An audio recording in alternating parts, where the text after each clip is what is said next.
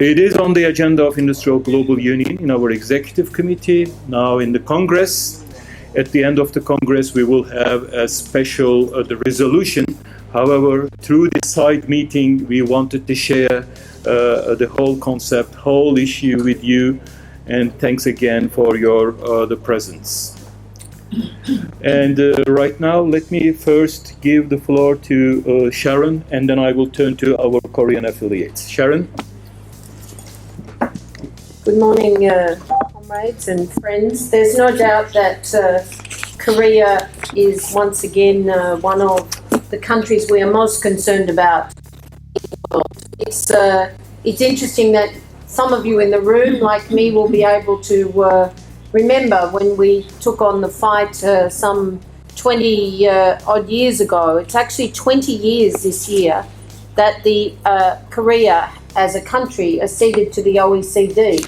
And you will remember the struggle in the 80s and early 90s when we fought against that accession unless there were in fact full labour rights in Korea, that the country had indeed ratified the fundamental conventions and that the labour laws respected these with indeed a rule for compliance. Now it's always been a rocky history, but nevertheless we were very successful. Nobody thought, those of us who were stood with you, and in fact I was reminiscing today because I asked what it said on the headband, and it says unity and struggle, and I said to my brother, this is not very nasty, because normally when I used to ask that in the street rallies in Korea, it would be some incredibly nasty term of not so endearing messages to the government. So, but indeed, it is time for unity and struggle, because we are all shocked, the world is shocked at the attack of this president, who publicly in the international community presents Korea as a modern democracy with progressive ideals, really interested in transforming their fossil fuel dependent economy, you know, supporting the green institution and research base that has brought them into the international arena more recently. But the story is very different, and one of our challenges is to actually get the story of Korea to the international stage so governments aren't fooled by the PR of a president who in fact has no commitment. You know the statistics, so I don't need to go through them, but 21 trade unionists are currently in jail in relation to trade union activities, direct trade union activities. Our President Han, the president, of course, of the Korean Federation of Trade Unions, and other leaders are in jail, and we have been to date, despite Kamal being there 3 times this year, been unable to get them out. We do want to raise that campaign to a much higher level, and you'll see an online action on Friday coinciding with the World Day for Decent Work, but we need to in fact make it much more visible.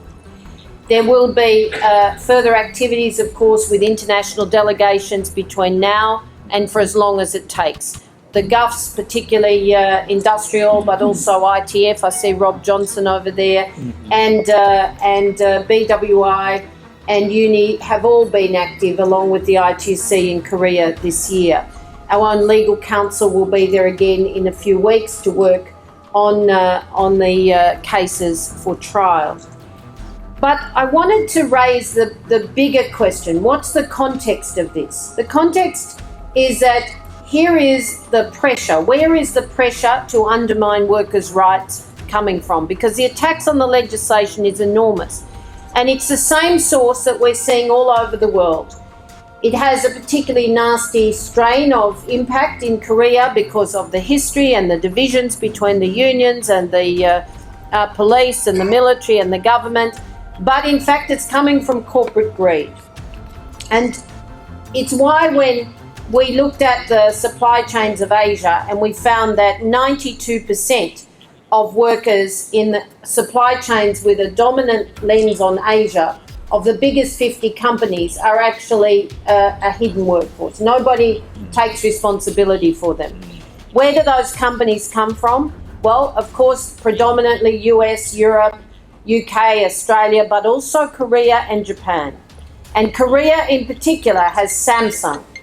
Samsung is actually a vulnerability for the Korean government because it's 20% of the GDP. One company with all of its conglomerate activities, 20% of the country. And it's really evil. It's really evil. And I didn't first hear about this in Korea. I heard it in the Philippines, in Indonesia, in other parts of the country where you even try to organise a union and indeed you'll be sacked. Samsung has a no-union policy. They don't just, in fact, sack workers, they actually tear up the contracts of the suppliers.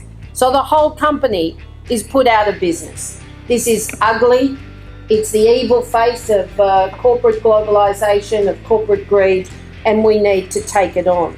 The shock for me, and we'll talk about it tomorrow when we launch the report, was of course that this great Korean nation, of all the manufacturing companies, only 30% of them are not dependent on Samsung. So you have real vulnerabilities for this company and the government, which is such a base contributor to the GDP of the country. And we need, from the outside, to stand with our brothers and sisters and make this clear.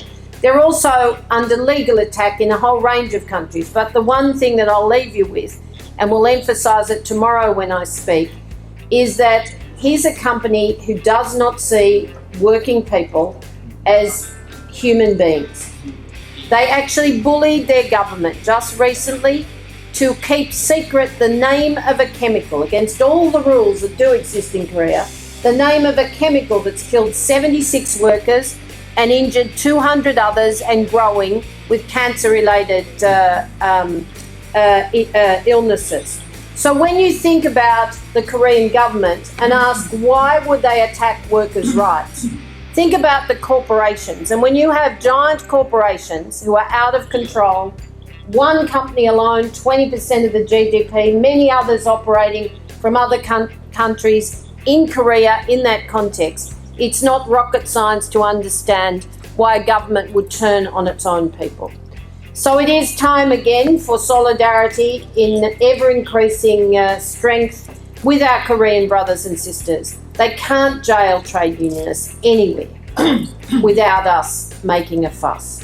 They can't actually attack our brothers and sisters if we're a global labour movement without us protesting and doing what we can to undermine both corporations and the country. So our message is very clear. We stand with the Korean unions. We stand who are united in their opposition to the labour laws.